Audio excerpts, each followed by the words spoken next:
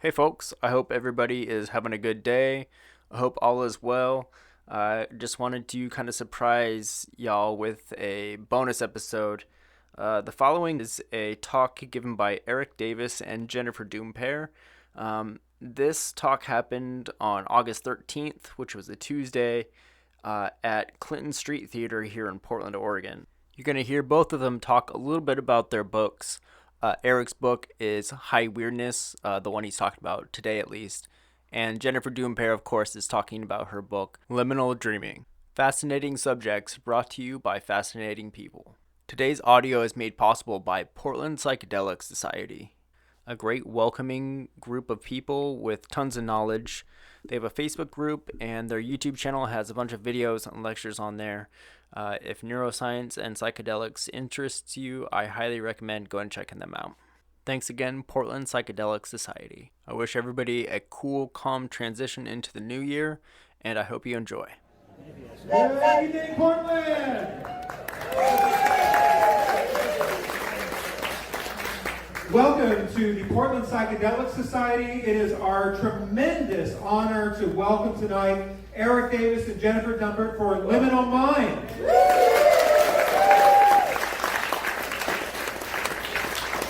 I'm Charles. I'm a volunteer here with the Portland Psychedelic Society. We are an all-volunteer-run organization that exists to just say no, K-N-O-W, to psychedelics in Portland. And we are here for you. We are here with community events all over the city. Coming up on August 15th on the west side, we have Breathwork and Inquiry for Personal Transformation. On August 17th, we have a Community Integration Circle. On August 24th, we have a picnic at Laurelhurst Park where you can find the others. So mark that on your calendar. August 24th, 4 p.m., we find the others picnic.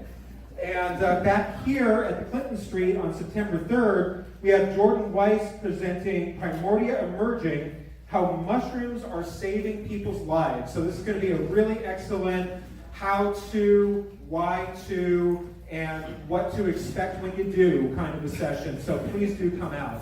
Now, speaking of what to expect, how to, why to, etc., it's always important at psychedelic events to remember and recognize that we are still talking about scheduled substances. So this is all for harm reduction, education, and enlightenment purposes only.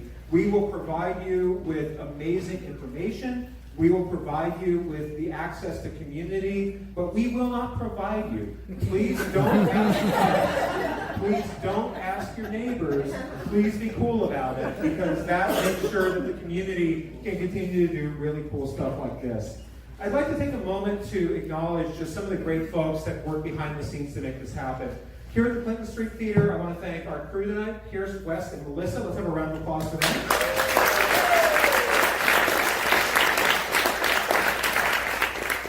The Portland Psychedelic Society is run by some really hard-working volunteers. I want to thank Dan, who's doing our camera work tonight. I'd like to thank also our board of directors, Leah, Willis, Ashton, Nathan, Jennifer, Joe, Jason, and Evan. Let's have a round of applause for the PBS volunteers.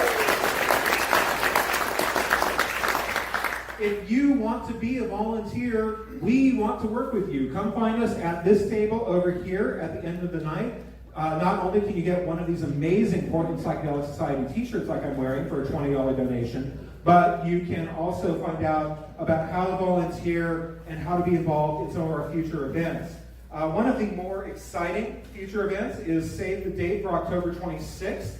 At Revolution Hall, we have the second Portland Psychedelic Conference.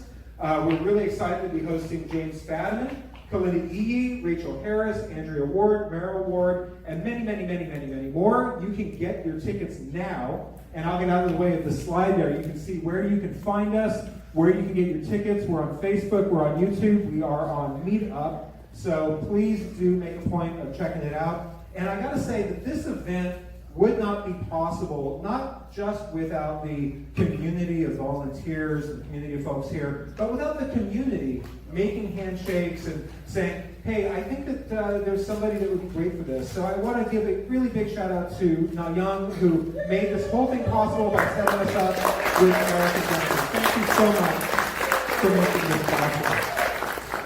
So it's a real honor tonight to have two of the finest authors working in the contemporary psychedelic and consciousness space. Both of these books are available here. You should get your copies. You should get them signed. Jennifer's Liminal Dreaming is a really extraordinary examination of the variety of consciousness states. And she tells these things not like a lot of these books are, where it's a lot of really dry stuff written by somebody whose credentials are questionable, but she's telling this from somebody who really knows their stuff, who's really well informed, and who's writing it for human beings. There's a lot of really great personal experience in here in a way that is connecting with me on a deep heart level as a reader, and will connect with you as well. It's going to be a real pleasure to work with her tonight and to hear what she has to say. Erik Davis's High Weirdness, Drugs, Esoterica, and Visionary Experience in the 1970s is going to be the textbook that we refer to in the 2040s when the dominant thinkers in the culture have changed from the Philip K. Dick, Jack Kirby world we're living in right now to the Terence McKenna, Ursula K. Le Guin world that we're going to be living in then. This book goes into Terence McKenna, Robert Anton Wilson, and Philip K. Dick, and the culture of the 1970s fringe, weirdo, science fiction, drug California culture and its impact on then and now. It is a riveting read. It is also a read that you feel guilty if you're reading it for credentials, because he has credentials out the wazoo and you've got the references in here, but it's just a really terrific read by one of the finest minds. So please join me in giving a warm Portland Psychedelic Society welcome to Jennifer Dumpert and Erik.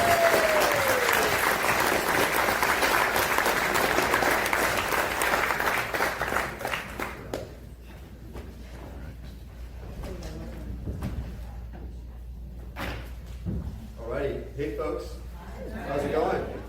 It's great to be here. I love Psychedelic Societies. You know, as I've been around the psychedelic zone for a long time, going to conferences, started going to conferences. Microphone's off. Hello? Yeah. It's a button. It works.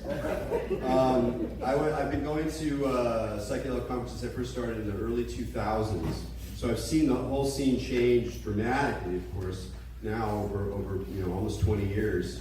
And it's funny, I think what I'm coming to increasingly is that I'm kind of less interested in psychedelic experience per se, and I'm more interested in psychedelic people and how people live psychedelic lives in and outside of their relationships or their experiences with entheogens.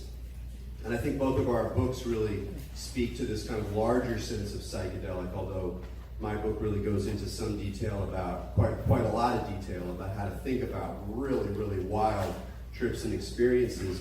I'm still coming from that deeper, broader sense, and Jennifer definitely, in terms of what does it mean to live a psychedelic life? How do we approach experience, daily life, altered states of consciousness, subtle and not so subtle, with the psychedelic attitude. So we did not intend to have our books come out at the same time, but they did.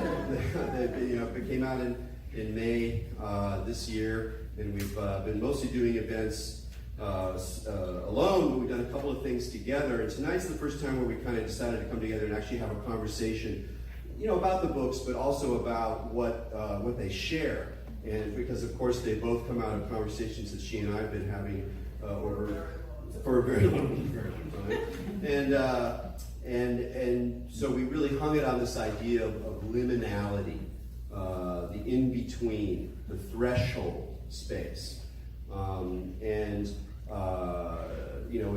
get into more about how I've been inspired by the liminal in terms of approaching psychedelic experience, approaching intellectual work, approaching the problem of how do we think about these kinds of experiences.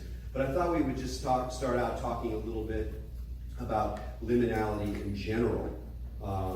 It's a term, it can mean many different things, but again, the in-between or the threshold is kind of the best way of thinking about it. It's the in-betwixt, in-between, the twilight zone, if you will.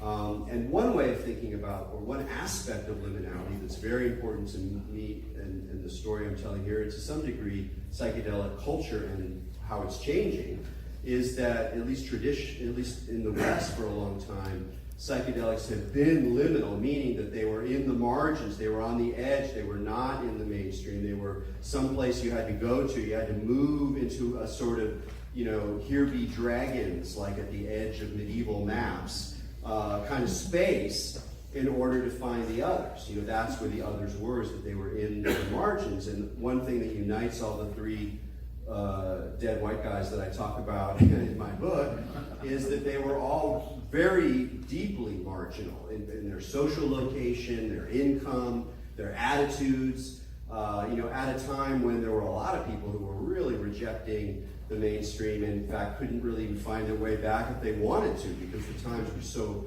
unusual, so bizarre in the 1970s. So we're going to something very different now, where the margins are starting to come inside the mainstream. So it's a very interesting time to think about the liminal. What does it mean to be on the outside, or be on the margins, or be on the in-between? And what does it mean to kind of weave those ideas and inspirations into more direct engagements with mainstream society, if that's part of what we're doing about. But Jennifer actually has the word in the title of her book, Liminal Dreaming, and so she has a very specific sense of liminality. So, I'm curious, talk about, what you're talking about in dreaming, that you're calling liminal dreaming, because it's a term you came up with to describe something that people don't really generally think about, or even kind of acknowledge, or even necessarily aware of, at least conceptually. So talk about that, but then also what was it about the tag liminal that drew you to this? So the word, I like etymology because I think it says a lot. The word liminal comes from the Latin word limen, which means threshold or doorway. It's where we get words like limit. As somebody who's been working in dream space for a very long time, 5 or 6 years ago, I started to pay attention to that dream space that happens when you're falling asleep. And I thought, no one's talking about this. And I've always been someone who spends, lucky is my life, I don't have to be anywhere at a particular time very often. I spend a lot of my life, an hour in bed in the morning, in that kind of halfway thinking dream state. And I started to think, these are dream states that no one is talking about, but everybody goes through. So liminal dreams are the dreams, it's the dream space that happens between awake and asleep. You all know it. When you're falling asleep, it's hypnagogia. And when you're waking up, it's hypnopompia. And the thing that distinguishes liminal dream states is that you are unconscious and you're dreaming, but you're also conscious. Your waking mind is online. You're lying on your bed, you can hear the clock strike 6 and be like, oh, it's 6 o'clock. You can hear what somebody is saying near you, you can follow their conversation. At the same time that you're unconscious and you're having a dream. So you all know, you're falling asleep and your leg jerks, or your arm jerks, or maybe you hear an alien radio station, or somebody whispering your name, or maybe you're reading a book and then you start to be like, oh, why is my grandmother in this book? You're like, oh, right, I've actually half fallen asleep with the book. Or you're like waking up for something, you're hopefully not driving, but it does happen. And you're starting to go into that hallucinatory part. Right? This is hypnagogia. You all know it. Hypnopompia is the one you're waking up very slowly and you feel like you've begun to think, and then you realize what was an idea is actually partly a dream. You're kind of going back and forth between the space. It's a brainwave state. There are only so many brainwave states that we go through in a day. It's a brainwave state marked by EEG that everyone goes through. But nobody talks about it. And most of you, probably when I was giving you that execution, were like, oh, yeah. One of the best things about liminal dream states, especially hypnagogia, as you're falling asleep, is that all 95% of you, if you do not already spend some time in there and they're like, wow, you'd be like, oh, I didn't even realize that was a thing. You're gonna have this experience now in the next week because we all go through it. You're gonna be like, oh, that's what that lady was talking about, that kind of dream state. But it's a really remarkable thing because you're in the unconscious, you're in dream space, but you have waking mind online, so you can be watching what's happened. It takes very little training to learn to locate and linger in the liminal dream space, and to watch what's in your own consciousness start to unfold in amazing ways, non-narrative, free associative, often absence of ego. It's not a me in a world. REM dreams, lucid dreams, which are different from liminal dreams. In both those cases, you're still you moving through the world. You might be, on the moon with your whale forefathers who you always knew you could talk to when you're all getting together to put on a show or whatever. But you feel like it's credible at the moment that you're in it. You're in this other world that you believe that you're in. Whereas in the liminal dream space, you know where you are, and yet all of this stuff is fluttering up. And there's all sorts of things that people do with it. It's a visionary experience. It's great for creativity. It's great for problem solving. The periodic table was conceived in a liminal dream. The benzene ring was understood in a liminal dream, etc. A lot of people use this space, but I love talking to audiences like you, because one of the things that I can say is for consciousness exploration, this is some really amazing and tricky space. Yeah, that's when we were talking about before about being a psychedelic person. I think part about being a psychedelic person is to have a part of you going a lot of the time that's aware about how the phenomenological experience of the world is partly being constructed through your nervous system, and to sort of bring that self-awareness into your experience. And liminal dreaming, for me, it was really wonderful to, I think like a lot of you, I had experiences like this, but I just never really thought about them. I didn't put them anywhere. I didn't have anywhere to put them. And I actually had quite a number of really extraordinary, not quite paranormal, but very bizarre experiences that occurred in this liminal space.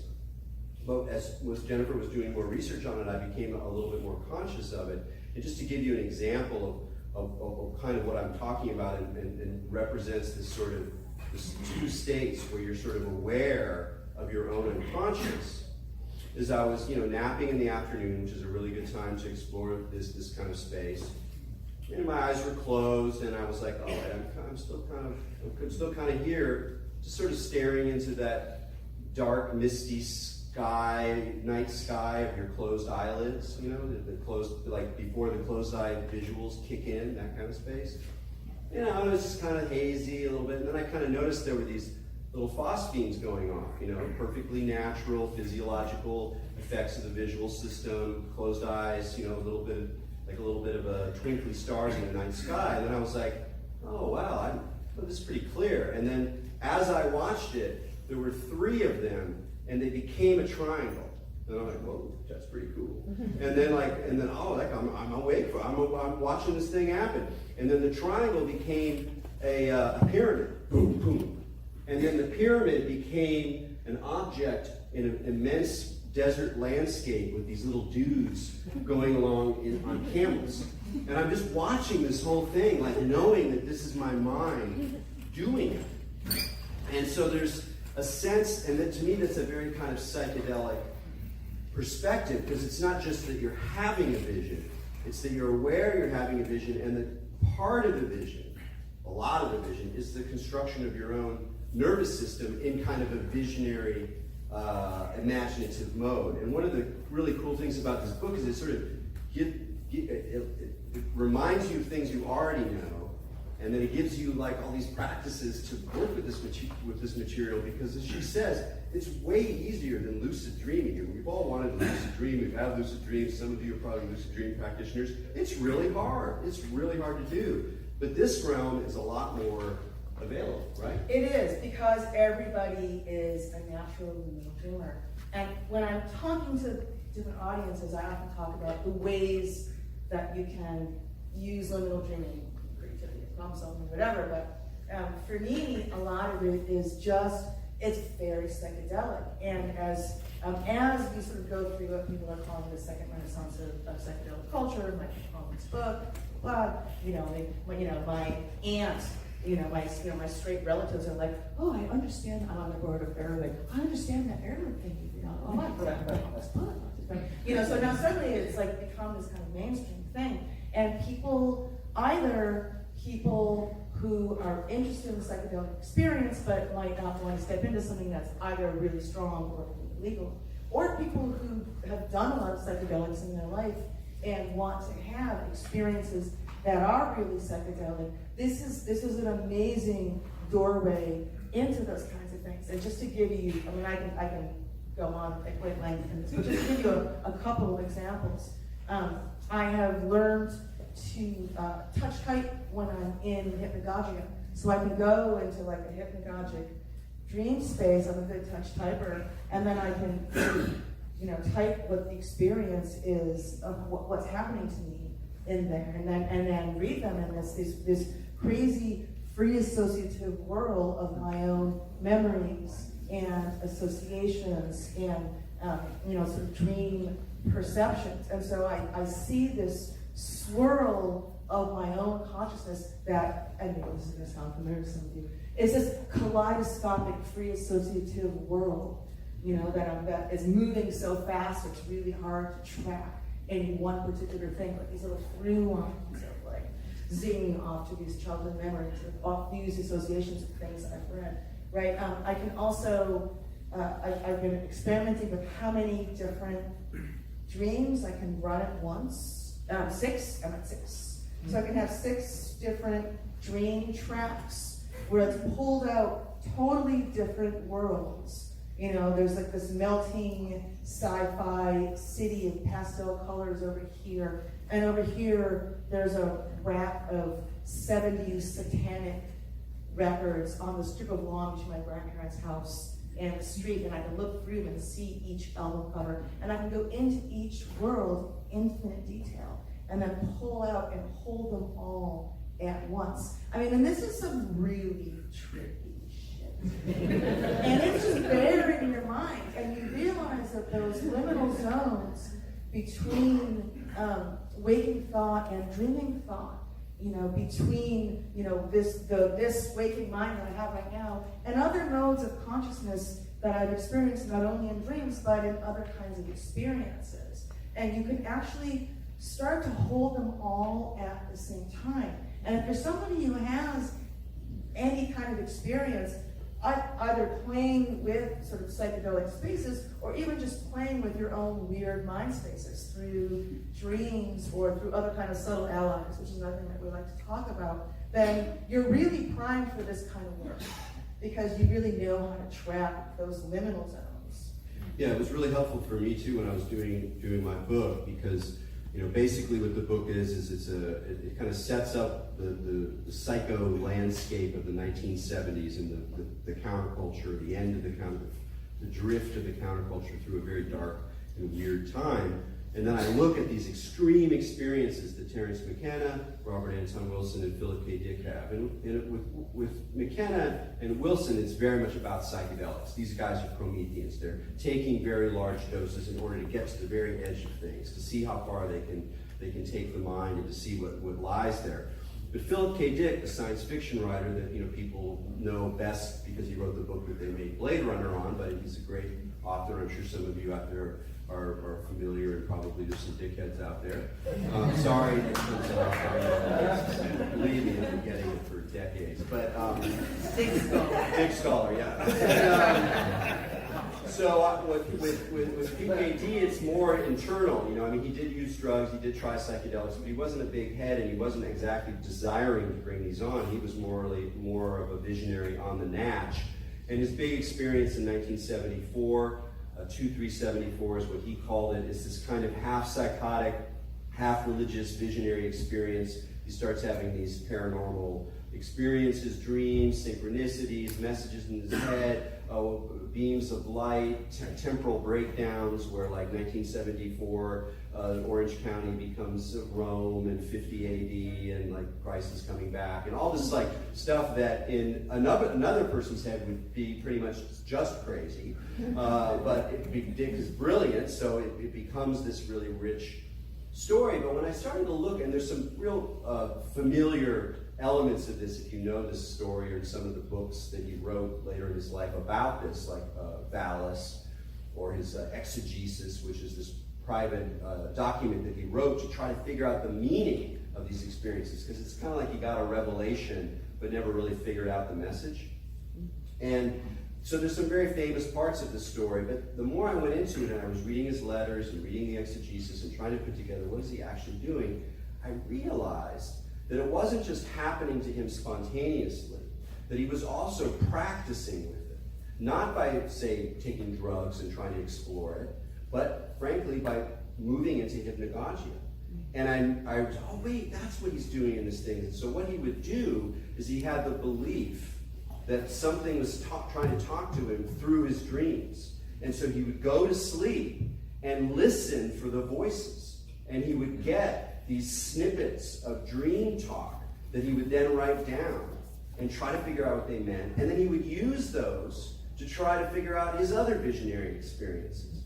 So if you're familiar with his work, there are certain phrases. There's a phrase, for example, perturbations of the reality field, which is actually a pretty good description of a lot of the edge of things. So when the world gets liminal, it gets a little bit like, well, here's reality, but it's kind of rippling in a weird way that I'm not exactly sure what's going on. It's a cool phrase. He uses it a lot. That was something he snatched out of hypnagogia. And in his notebooks, he would even write hypnagogia, and he'd write the sentence down. So it really was a great example of what Jennifer's talking about, is that if you approach this state with the mind of practice, not just of like, oh, I'm going on a trip, but like, here I am, I'm working with this state, I'm working with my mind in relationship to it, it begins to talk back or to feed back or to express itself. And when we're talking about liminal mind, we really are in a lot of ways talking about practices, whether it's actually, I'm a very practical lady. My book has a lot of actual exercises in it, beginner's exercises for learning to locate, linger in the space, a lot of things that you can do with it, a lot of ways that you can use it. But we're in our household for a really long time, we're really very much focused on the idea of these practices. And as people at a psychedelic society meeting, you probably all understand what it means to make something a practice. Right? What's the practice of going in and finding these liminal zones? So the idea of imagination as a faculty of perception. Like, how do you start to think about imagination as a faculty of perception? The Sufi idea of mundus imaginatus, or the idea that means, so part of a liminal is between you and the world. I'm going to totally steal your auditory thing, but it makes sense. We've been talking about practices or modes of perception that are liminal, and a really great example is sound, right? So sound happens over there. Sound waves travel through the air. They enter my ear, and then my brain interprets them and does the whole thing. So where is the sound happening? Is it over there? Is it in here?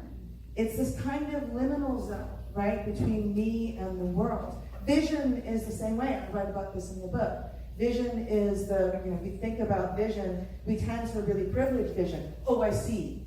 As opposed to dream or imagination. Oh, you just dreamt that. Oh, that's only your imagination. But in a lot of ways, you're actually using imagination when in vision, as you know, the visual sensorium is huge. There's way more than you can take in. And so what you expect to see, what you imagine is there, your brain is going to fill in. So even vision is actually a liminal experience between you and the rest of the world. So you can talk about it in those materialistic terms, And then you can start to filter it down into these practices like what Dick was using, or what I use, and the liminal being my sort of mode of meditation now. How do I, find this kind of space between me and other, between waking and sleeping, and what is the mind doing in there? Yeah, I mean, one of the, I think, great images of liminal mind that you also talk about in your book is twilight. I mean, it's an amazing thing when you think about it. Like, we've been some of us have been around for a while now, running 5 decades plus over here. And it's still the case that when the magic hour comes and the sun starts to go down, and I'm looking at, a gritty urban environment, suddenly there's a charm to the air. There's a kind of sense of magic, as if something sort of special is going on, or the sky lights up, or there's that sense of childhood, or distant landscapes. There's a kind of magic in the air for a short period of time at the point between, in the liminal space between day and night. And that's not just, specific to that condition. I think it points to something that's generally true, which is you get to the magic when you get in between the dominant, categories of the things that you're playing with. And so in some ways we're like, how do you encourage yourself to exist or to play with that twilight space, to recognize that there's always kind of, a thread of twilight in what's going on. And to stay with that point on what I thought about when you were talking about the sound. The sound is like, what is it in my head, or is it out in the world? It's both, it's neither.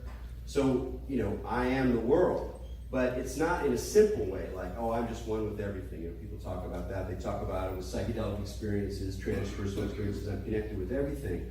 What I talk about in my book, when I'm really looking closely at these really extraordinary experiences, is that it's not just like a simple connection between me and the world. It's more like a loop, like a Mobius loop, where the thing about the Mobius loop, which is just, a physical object, you can make one, just twist the paper, and there you go, you got a Mobius loop, is that it doesn't have an inside or an outside, or it is both an inside and an outside. And so here we have a nice physical, mathematical object, topological object. We can say, yes, reality is kind of like that, where what we think of as the inside is actually the outside, and what we experience on the outside is actually the inside, but they're constantly turning and twisting. It's like we're riding it. And I think psychedelic experience very much makes that evident. And that's one of the things I try to do in the book, is to track how these elements from the environment, from the backgrounds, the reading, the influences, the cultural influences that are surrounding these people, turn, twist around, and become the very intimate heart of their experiences. And similarly, how these profound states of consciousness they achieve inside transform the world, so that then the world is no longer what we kind of think it is. So liminality is not just like a static place in between. It's being willing to kind of ride the Mobius loop that links these two different realms. So liminal mind is a phrase that I came up with while I was writing the book, and I ended up talking about liminal mind a lot in the book. It was completely a side effect. I didn't expect that. I thought I was just talking about liminal dreaming. And as I was going really deep into these spaces and doing these practices, because this is my main meditation practice now, going into liminal dream space and hosting that space between awake and asleep, and seeing what arises, leveling through voice-activated recorders, or that kind of thing. I started to see this feedback loop, this Mobius loop, that was happening between me and the world. Psychogeography is the term for your specific relationship to the space in which you're moving, right? So if you're moving through the city, you have your own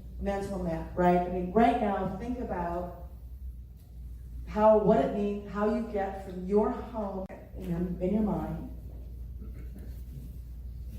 So you're probably going through some different kinds of landmarks. Oh, these particular trees. I turn left here. There's that building that stands out for me, right? What you see is different from what even a person you live with would maybe give a different description, right? And this street corner is where something really relevant happened to me. This one has historicity, something historic happened here. So there's actually a loop between you And the city, I actually was using the city as a dream journal for a while by visualizing my dream in the architecture so that, so that my eye passing over the architecture would recreate the dream. So as I walked around in my neighborhood, it became more and more layered with my dreams, right? So sort of psychogeography of, the fact that the cities, the space that I'm in is not just the space and me. Like the meaning, which is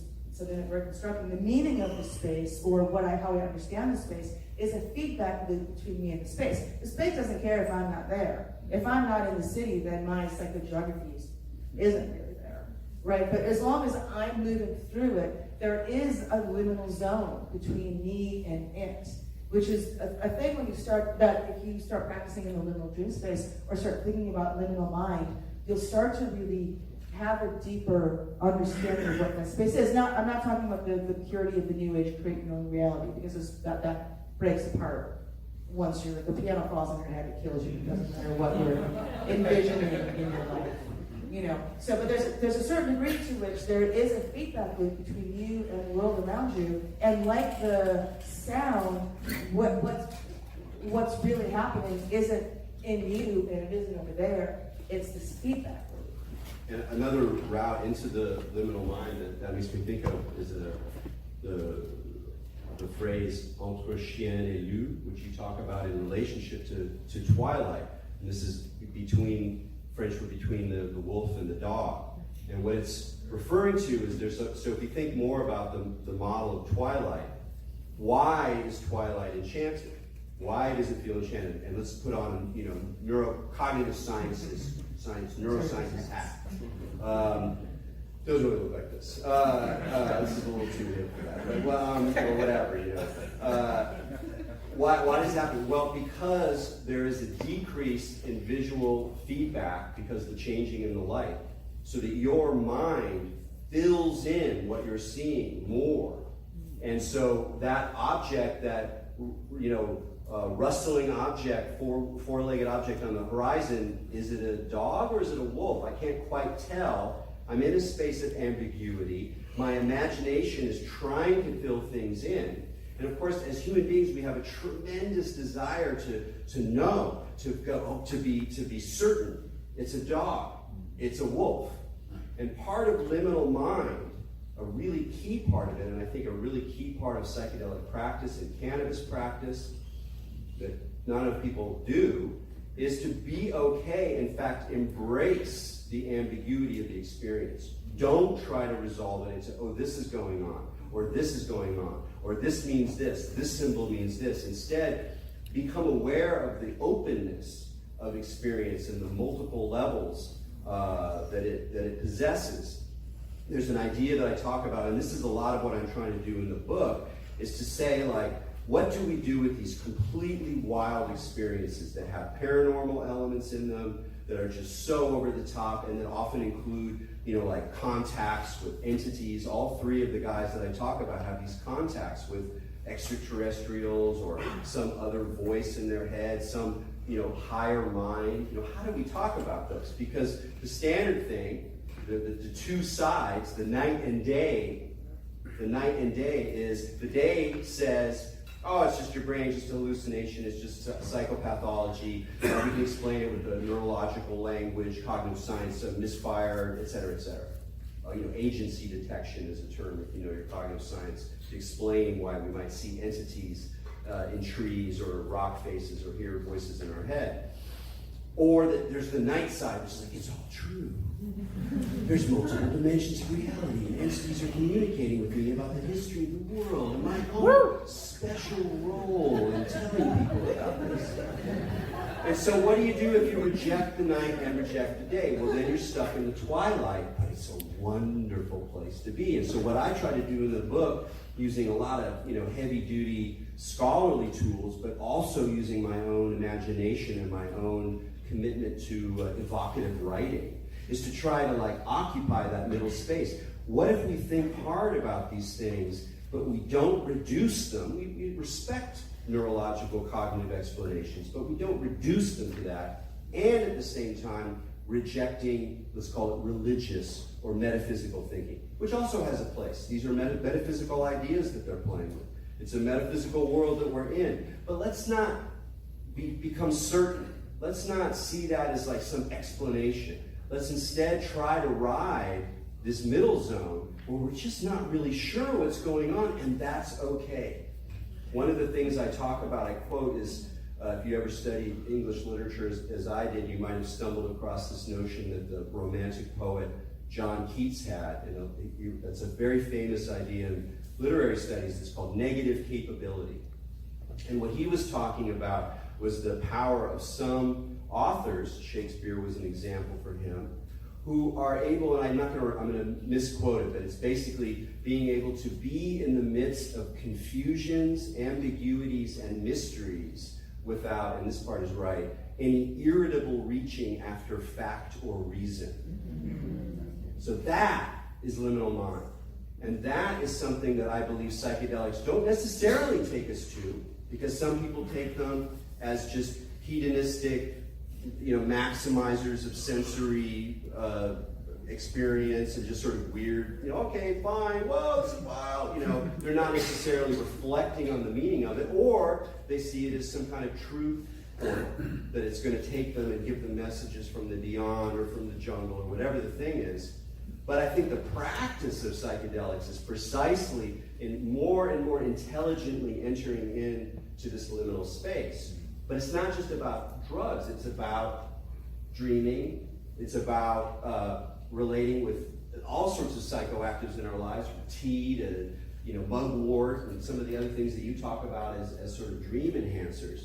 So I really think the liminal is a wonderful way to explore a lot of things that are going on, and it's something that we should become more comfortable with, or more familiar with, I should say, because it's not very comfortable as we continue to plunge into an extremely weird time in history where a lot of in-betweens are opening up in between other in-betweens, and we're trying to navigate through it all. And it's a bit much sometimes, but here's some handy navigational tips.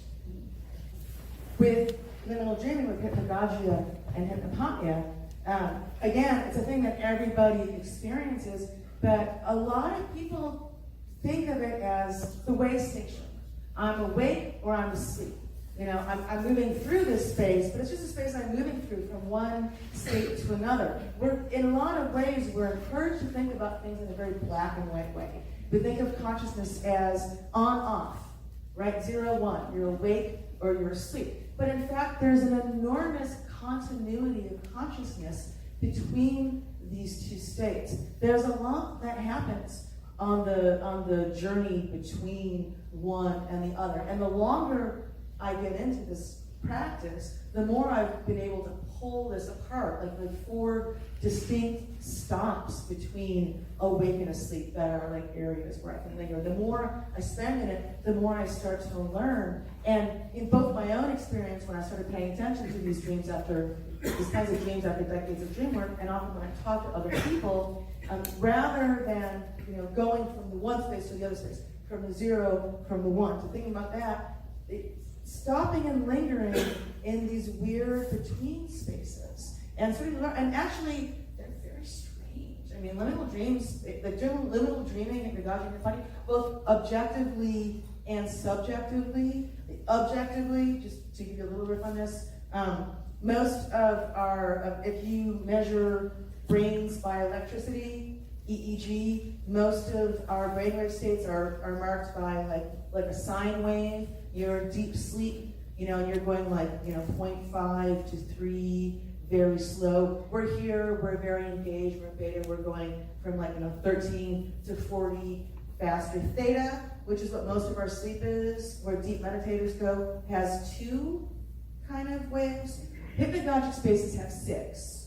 They're by far the shortest brainwave state that we go through. We all go through them. But there's 6 different it's chaos, basically. Your brainwaves are going crazy. Which is why your leg jerks, your arm jerks. Your body is doing the same thing as your brainwaves. So if you think about consciousness as land and unconscious as water, pretty common images, where water hits land is where it's chaotic. It's where there's all these waves. like a hypnagogic and hypopnea, that's where you surf, right? So surfing consciousness is like very much in this state. So part of one little dreaming is starting to recognize these in-between spaces, and instead of like moving from your point A to your point B, lingering in these in-between spaces and starting to look around and see what that is. Yeah, I mean, one of the things that I've developed through, bringing more consciousness to sleeping, but particularly napping, because I think it's easier to focus on it,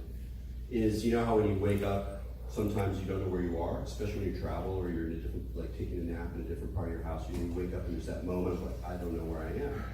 Is that I've learned to like extend that and enjoy it incredibly, so that I can actually be for like 30 seconds like, fuck, I have no fucking idea where my body is right now. This is awesome, and but there's also the urge like, this is freaky, man. You got to figure it out. No, it's good. Bring it on. More freaky. And we're using these words, and Jennifer just talked about it's a very weird space. And one of the things that I was trying to do with high weirdness is to take this term weird seriously. We all use it. We all use it all the time, daily, weekly, whatever. Where it was a weird guy, weird experience, weird situation, weird movie. And it means good, bad. And it's kind of like it's a very ambiguous term. Sometimes it's really cool, sometimes not so cool. And that's really key. That ambiguity and even the desirability of it. It's a little repulsive. It's a little exciting. For me, psychedelics have a lot of weirdness in them, and so, as does a lot of the kind of cultural stuff that has influenced me: magic. H.P. Lovecraft, science fiction, underground comics, heavy metal. A lot of these things like play with the weird, which is sort of like the enchanted, but also includes the dark side, but isn't like totally evil or anything. It's kind of somewhere in between. And so what I'm trying to do is to say that the weirdness actually gives us a handle to understand an aspect of psychedelics and psychedelic experience and psychedelic culture very much. They are kind of getting swept under the carpet a little bit now because everybody's so quick to talk about healing and to talk about integration and to sort of, frankly, kind of utopianize some of these substances at a point where we are in a mental health crisis. There's a lot of problems. Psychedelics are really powerful medicines. They can be really great healing things, but we shouldn't pretend that they're not as weird as they are, which they are. So this is kind of my attempt to sort of bring this sort of back in and to say, no, but we can take weirdness really seriously as not just a kind of cultural reference, like a weird story or the sense of that kind of ambiguity of is this, like a face in a cloud can be a little threatening and then it's kind of exciting, you're like wants to tell you something, and it's kind of weird. But also as a feature of reality. I do this etymology at the beginning of the book where I talk about the history of the word weird. Where does it come from? And then Shakespeare calls the sisters in Macbeth the weird sisters, and then the Romantic poets start to use the term more and starts to mean spooky and atmospheric. And so you can really kind of trace a whole history of experience by tracing this word. And then I come to the 1970s, and that's the 1970s is when people first start using the term weirdness to talk about quantum physics. They talk about quantum weirdness. And they still talk about quantum weirdness. There's a new book by Edward Ball that's called Beyond Weird about quantum physics because it's become such a term where it's like, basically the argument is if quantum physics is true, and there's no reason to believe that it isn't based on experimental evidence, that reality is really fucking weird. Like way weirder. Like it's not like this causal, space-time cruise thing that we're kind of locked in. It's very different than that. And so the fact that people reached for the word weird to describe it is really significant for me, and particularly in this context for one particular reason, is that a lot of the words we use to talk about the non-rational, supernatural, enchanted, mystical, magical, like a lot of those words imply a kind of non-materialist other, like another dimension, like we're inside of rational space-time here that science can talk about, but then there's this other place, this other domain. And what I like about weird and why the quantum physics folks grabbed onto weird is that we all know how weird the world can get, even if we don't believe in any of those explanations. It's like if you have a prophetic dream, you have a dream. The next day, it comes true. You know, there's some lady crossing the street, and she's got an orange hat, and it's totally bizarre, and like stops in the middle of the street, freaks out, and you're like, and then the next day it happens, you're like, oh my God, I wrote it down and everything. Oh my God. Okay. Well, if you don't believe that whatever God is writing your experience, or that the universe is actually just all happening at once, or some strange metaphysical idea that you're really attached to, if you are like most of us and you're like, I don't know what's really going on. I mean, I have a suspicion it's this, but I'm not really sure, or it might be that, you know, more a kind of secular, free-thinking mindset. That's an event like that, a paranormal experience, a sense of telepathy, some strange series of synchronicities. I keep seeing number 23 all through the day. What's going on here? Is somebody trying to tell me something? That doesn't make any sense, but something's happening. That kind of stuff, we all know about it. If we're describing it to ourselves or to other people, what do we say? We say, yeah, it's weird. It's really weird. Because we all know what that means. And we don't have to invoke any gods or metaphysical, bizarre cosmologies or mystical dimensions of the world to acknowledge that sometimes in quantum physics and in human lives, and certainly in dreams, and certainly in psychedelics, things get weird. Well, let's look at that. That's part of our world. Let's affirm that is part of our world. It's part of what we're playing with. And especially at a time when things are getting weirder. I mean, not necessarily a particularly cool way. And in fact, a lot of it is sort of banal. We're like in a weird, banal, weird thing that's going on, where it's really sort of tacky and depressing, but it's also completely strange, and it's just going to get stranger. So it's like there's a certain familiarity with the weird that I think psychedelics are really beneficial for, in a way that we don't really talk about because it's not really part of the mainstream discourse. And there's a lot of what I was trying to do with this thing, and it's a lot about what I love about what you're doing and these kinds of practices. Yeah, and so we want to leave a bunch of time for questions for y'all. So let's close this with, so we're both on book tour. We have been all summer. And tonight is a very different event from a lot of the other events that we're doing. We're mostly going somewhere and talking about our books and sort of doing the same thing. Tonight is we decided to open this up and do something interesting. But I just want to close sort of each of us. I just want to tell you a little bit about what's actually happening in my book, and then you can do the same, and then we'll take a bunch of questions. So my book is designed to be read really in any order. It's in two halves. The first half is both the subjective and the objective study of liminal dream space. It talks to you about what the experience is like if you're having it. It talks about the science behind it, gives you a lot of exercises for learning to go into it. Again, you all can find it probably pretty easily, but you can really learn to spread it out. Most of us naturally only spend like 4 to 8 minutes. I can spend hours in this space now. I can drop into it pretty much at will. So it gives you some exercises to start to really kind of go into the space. That's the first half. The second half is a series of sort of short essays, all on different ways that people in different cultures have used liminal dreaming, and it also has a lot of practices that you can try yourself if you want to use a bunch of them. And I'm going to give you just a quick rundown. There's a chapter on understanding, perception of liminal mind. There's a chapter on dreamtime cartography and cognitive liberty, both about learning to sort of map space in the way that you start to map psychedelic experiences that you go into, and also cognitive liberty, because as it happens, and I worry a little bit about being a gentrifier, as it happens, nobody right now is talking about what happens in liminal dream space. So it's one of the only mind spaces that we have where there's no marketing. Right now, there are no marketing tendrils that are trying to go into your hypnagogia and hypnopompia. So you're hearing me talk about it right now, but otherwise, there's not a lot of people telling you what you're going to experience. So it's almost like great political action to go into these spaces, because you really can go, even psychedelic spaces have marketing around them. Imagination is the faculty of perception, and I'm talking about Jung and active imagination and the Sufi idea of mundus imaginalis.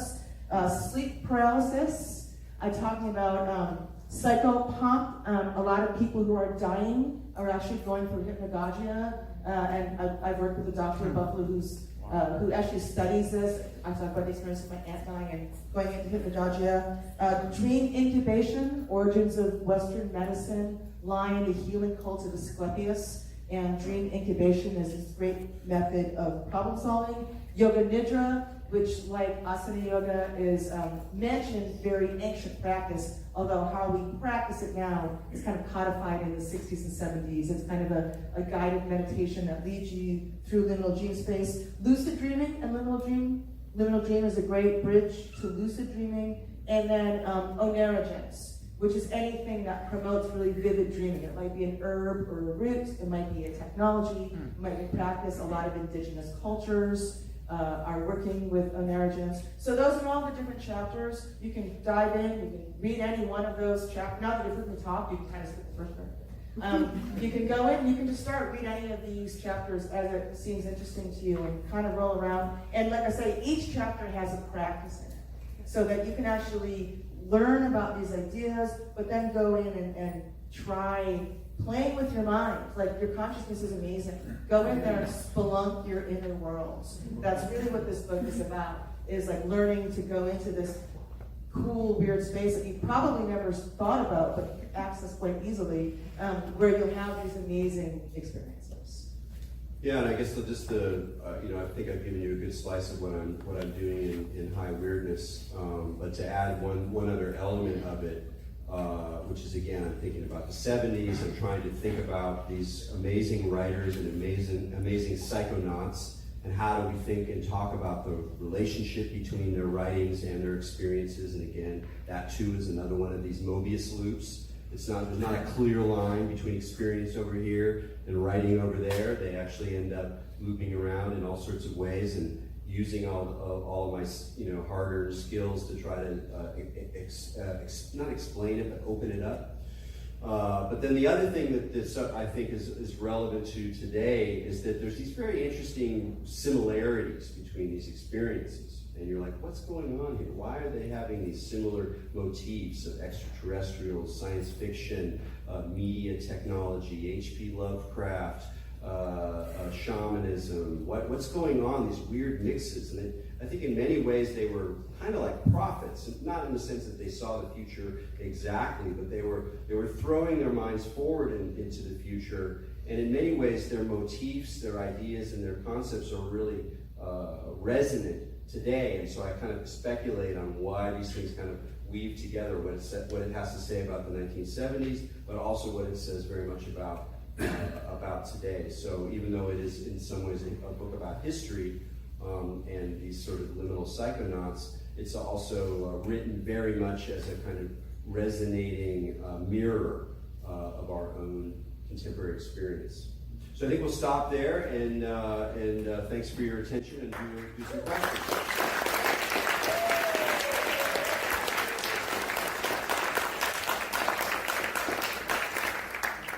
Okay, so we just wait for me to come to you for the question, and go ahead.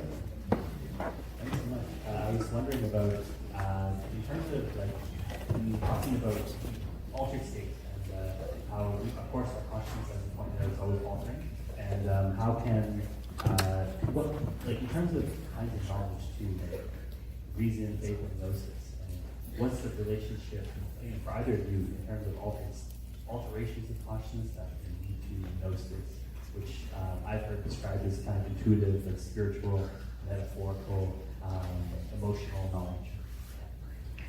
Yeah, I love the three-way, the reason, faith, and gnosis is a really key way of thinking about a lot of stuff. On the one hand, we can go follow reason, get to science, get to objectivity, and how to create that. Faith is sort of the other side, again, where we're like believing in the night stories, we're believing in some kind of dogma or some kind of particular metaphysics. What's in between? How far can we take that?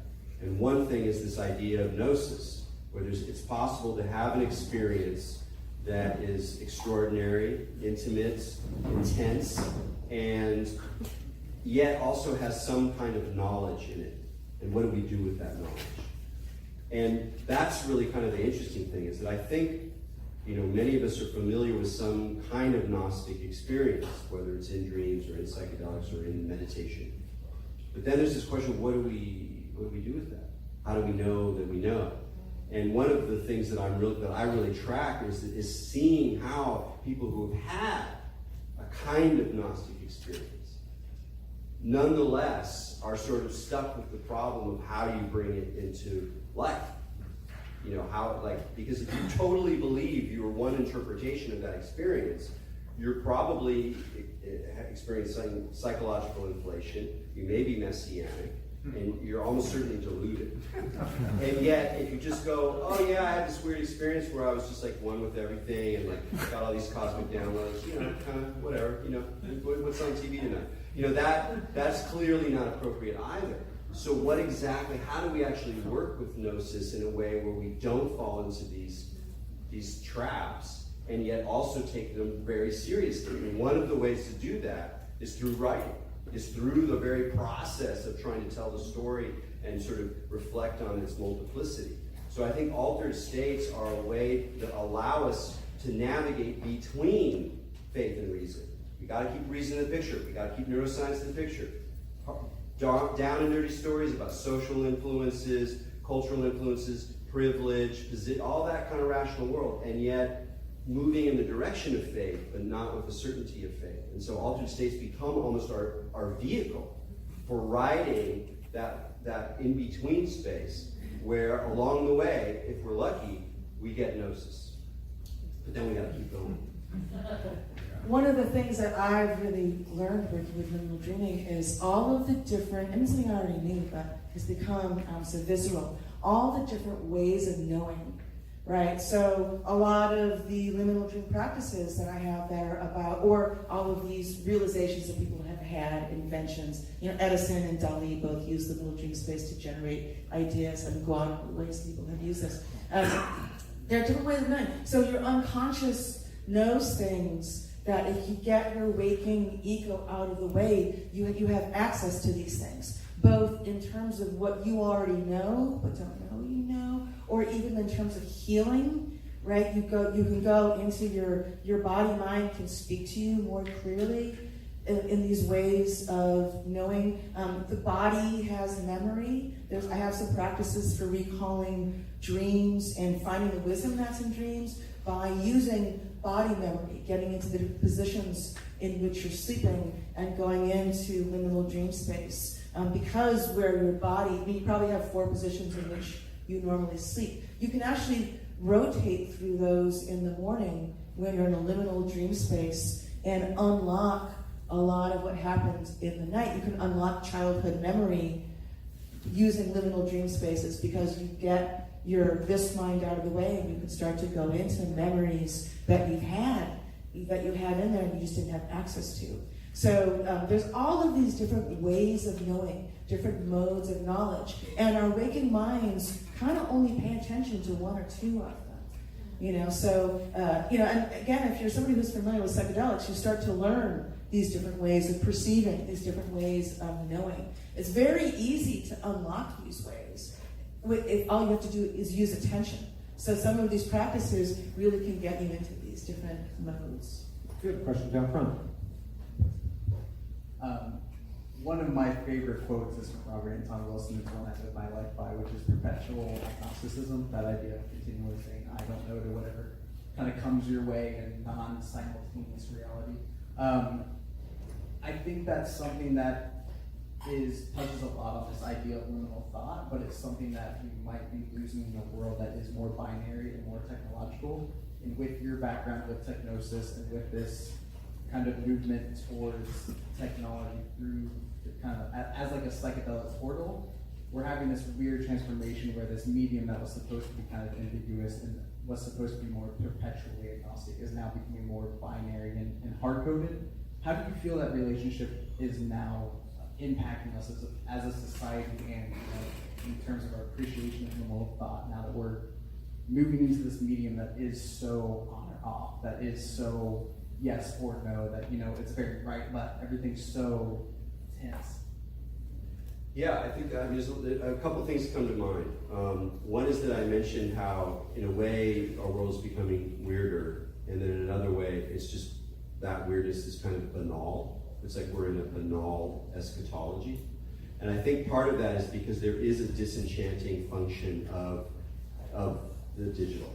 That there is something about the kind of clarity of just, here we have it, more data, everything can be numerical, everything can be reduced into this kind of thing. And so even though technologies have fueled the imagination, fueled the visionary imagination, obviously the work of some digital artists is incredibly visionary. Yet, one of the things that happens is that as you materialize the psychedelic experience, let's say, and make an incredibly awesome animation, it's like, whoa, that's just like DMT, that's cool. But you've also sort of captured something and rendered it obvious, rendered it overly clear, and sort of chased away the shadows. So we're chasing away all the shadows. And one sign of this culturally, I think we see right now, is as one of the weirder ironies that I think we're in, is that anybody who's paying attention, who has half a mind of critical thinking, recognizes that the world right now is incredibly fucking complicated and confusing. And it's only getting more so, right? The sources of knowledge, who do we trust, just the sheer complexity and acceleration of technology, our awareness of our embeddedness, and all of these, immense systems that have their own inertial logics, and the idea that we're like in control of our destiny is just impossible to think anymore, but really not. So it's very confusing. And yet, you turn to social media, you turn to people's discourse, you turn to political language. Everybody knows what the fuck they're talking about. Everybody's sure about their perspective. This is the conspiracy theory that's right. This is what you should think. These people are racist. There's so much certainty. Why? Because people can't inhabit that I don't know space. And I don't mean the kind of there's a sort of snarky right-wing form of the Robert Anton Wilson agnosticism now that you find that there's a danger to that as well. Well, I don't know. Why should I believe that? I don't know. Maybe that's, so there's a way that it can protect you in a way from looking at some of the harsh realities of our moment. Climate change, for example, which is real, whether or not you want to spin it this way or that, at least in my view. So there's some dangers with that zone as well, but I also believe very much that we can all use the required to, in my mind, really inhabit that I don't know. There's a kind of harsh agnosticism where you use it to kind of put away things you don't want to deal with. That's not what I'm talking about. I'm talking about the vulnerability of being in mysteries and confusions and knowing it's really important and not going on to certainty. So when I think about it, where is that coming from? Part of it, I think, is the digital. Part of it is something about the way people try to concretize themselves in the midst of this very multidimensional, bizarre situation of having our minds spread across the world instantaneously, and we're inside each other's heads all the time. And we're hooked up with these, surveillance, AI devices that are weaving us into these plots that we can't understand. I mean, it's a very strange time, and yet, so the only way we can deal with it is by being very certain about. I'm very certain about this now. So I think that's partly an effect of what you're talking about, and I think that's partly why there's also a desire to return, or in any way we can, to some kind of more analog experience, whether it's immersion in nature, whether it's listening to indigenous mythologies, whether it's going into psychedelic space, which has a very analog aspect to it, very much of a sense of these deeper zones of time. So I think that there are ways to balance that. I think it's a lot of what we're kind of seeking. But it's definitely a different situation now, and it's different than it was in the 70s, for sure. Jennifer, do you have anything brief to add to that? Just very quickly.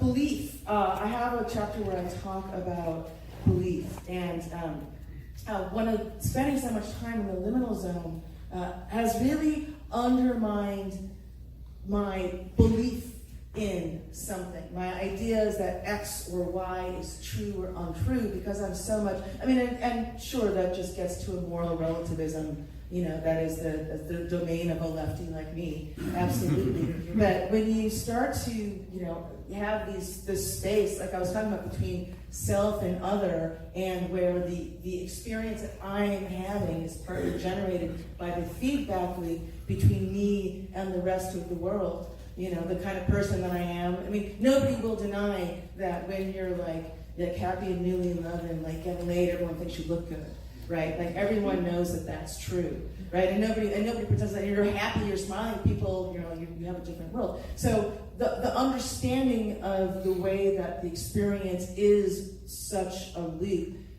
has kind of undermined any kind of stringent sort of belief. And I feel like that starts to be a good way to move through the world, right? Looking for questions instead of answers. Well, speaking of looking for questions, we have just about 5 more minutes left for questions. I'm going to ask our question askers to just be real brief and get right to the question so we can accommodate as many as possible. Yeah, Jennifer, you had mentioned earlier when we were talking subtle allies, and I was kind of curious to hear a little bit more about what you meant by subtle allies. Subtle allies is a phrase that we use for things where you have to step forward and meet the experience. So if you take 500 mics of LSD, it doesn't matter what you do. You're off. You're blasting off, right? But there's a whole world of things. So onerogens, onero from the Greek dream, gen from the Greek to create, generate, are things that create really vivid dreams. There's a lot of herbs, there's a lot of roots, there's a lot of technologies. He likes to work with Calamus. I like to work with Kratom. There's a lot of and liminal dream as well. There's a lot of things where you have to participate in the experience as much as whatever the substance is. It doesn't just hit you over the head. So I like Kratom. I'll take it. I'll have forgotten I took it. I'm walking through the city, and then I'm like, oh, look at the light in the tree. That's very beautiful. I'm a little bit high. I forgot about that. You know, but I mean, I have to actively participate. So I really love subtle allies at this point in my life because they require my active participation. No, I mean just that it's a way of bringing kind of the psychedelic idea of an ally, of a personal relationship with a plant substance or a plant spirit or even a chemical spirit into every day. So you're drinking your tea or you're smelling lavender. All of these things are actually subtle allies. They're not going to blow your mind, but they're mildly psychoactive. And in fact, all of reality is mildly psychoactive. So starting to treat the idea, the model of the ally and bringing it into the rest of your life. Okay, next question's over here. Yeah, Erik, you were kind of speaking to this a moment ago, but it's interesting. We've spoken this whole evening about liminality and haven't talked about initiation yet. So I'm kind of curious what both of you have to say with regards to liminality and initiation. And I guess the last thing I kind of want to add to that question is like there was a aim with those rituals. So I'm just curious what both of you have to say about that. Yeah, I think I'll just talk about initiation in terms of my own experience, is that part of, especially in our modern contemporary existence, that we're initiated in many ways, and we can, I'm a Zen practitioner, I know that there's sort of an initiatory structure there, there's traditional rituals, there's invented magical rituals that take the form of an initiatory situation, even though it didn't exist 20 years ago. That can be a real initiation. There's another kind of initiation, which is an initiation through books, through reading, through ideas, through encountering beings. And one of the things that drew me to these writers is that all of their books, for me and for many other readers, are initiatory. They're not just like, oh, that's a story, that was really interesting, got some ideas from it. It's like, whoa, gets under your skin. It gets under your skin. You can't really go back. You've read the book. You've been initiated to a certain way of seeing. And for some readers, not all, but for some readers, it really sticks. We become Robert Anton Wilson fans, and I can't unbecome a Robert Anton Wilson fan, even though I'm critical of him from where I am now in some ways. That period when I was 18, 19, 20, 21, 22, reading a lot of that stuff was really initiatory. And so I believe in the initiatory power of writing, and indeed I kind of write initiatory books at least for certain kinds of readers. So I think that initiation is really available in a lot of places, not just in traditional rituals or traditional religious transmissions and things like that. And it's part of this whole opening up to this allyship everywhere that is sort of saying initiations can be in dreams, they can be in books, they can be from teachers, they can be from your own experience. I write a little bit in the book about the figure of the shaman and the kind of community that we're in. I know people are bandy about the phrase shaman, shamanic, whatever. But that said, so traditionally shamans were people who were in the liminal zones, right? They were on the edges. They were the ones who could go back and forth between this world and the other world. As a self-selecting group who are here for this, you probably are all people who are slightly liminal, right? You know, you're a bit on the edges of your culture in terms of what you do and what you think about and where you are. Erik talked about books. So many of us found each other through books, sort of those of us who are kind of on the liminal zones of culture. So practices, I always come back to practices. My book is about practices. Erik is talking about the practices that these figures have. And for people like us, the liminal people who often have become so in the world of books, starting to take on practices, you know, whether you use mine, which are these kind of like endogic highs of, you know, going into these dream spaces, or whatever, you know, the subtle allies, whatever it is you take, you're taking your kind of role in culture and starting to turn that into practice. And that's an initiation of sorts in of itself. We're going to go slightly over time with questions. I have one very brief question here. Yeah, in smoking DMT and in dreaming, I've had this particular experience of passing through a channel, particularly with lucid dreaming, coming out of it, the feeling of passing through a channel, and right before a breakthrough in DMT, passing through a channel. And I'm just wondering if you have any commentary on that channel space itself. So a few things. When you talk, in my experience, when I'm talking about liminal dream space and people who are familiar with various psychedelic spaces, DMT is probably kind of the most familiar, that kaleidoscopic, swirling, free associative, non-narrative, you know, thought goes, you know, goes here. And kind of going through those channels where you can see so many thoughts at once. You can see the beginnings of all of these thoughts going through the possibility tunnel of, you know, seeing so much of what's happening in your mind.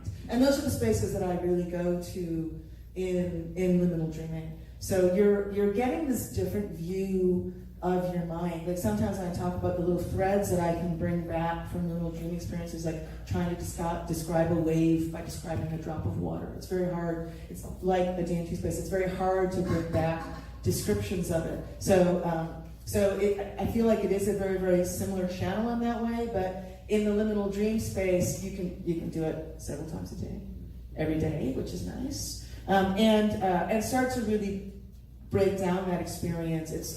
And start to, because you have your conscious mind there, because it doesn't freak you out as much, and it doesn't have a body load, you can really go through that. But I totally understand what you mean. It's very similar.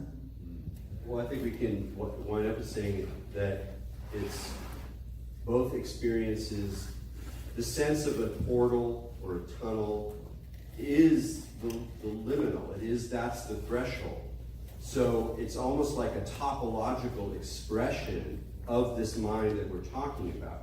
And so there's an abstract quality to psychedelics that are much harder to talk about than the content. Oh, there was this creature and it was trying to show me something and had a treasure box that was full of puzzles or whatever. Like, okay, cool, I can sort of imagine that. But the multidimensional abstract geometrical portal that got me there, it's pretty hard to quite exactly know what to do with that. But that very challenge, and it's also true in dreams when you're trying to talk about, again, not the events, not the stories, not the symbols even, but the actual sort of phenomenological flow of the thing, that bringing more attention to those spaces is an initiation into liminal mind, into that ability to hold ambiguity, to hold complexity, to not resolve it through any irritable reaching after fact or reason. And we can't do that all the time. We shouldn't do that all the time. We need to take stands and be clear about certain things in our spiritual lives, in our political lives, in our relationships. But the capacity to be able to really become intimate with that quality of liminality, I think is a really significant part of experience, part of being an explorer, and also as someone who's capable of withstanding very complex situations and not getting lost. So I think that's a wonderful place to end. Be sure to come back to the Clinton Street Theater on September 3rd for Jordan Weiss. Let's have a round of applause for our speaker.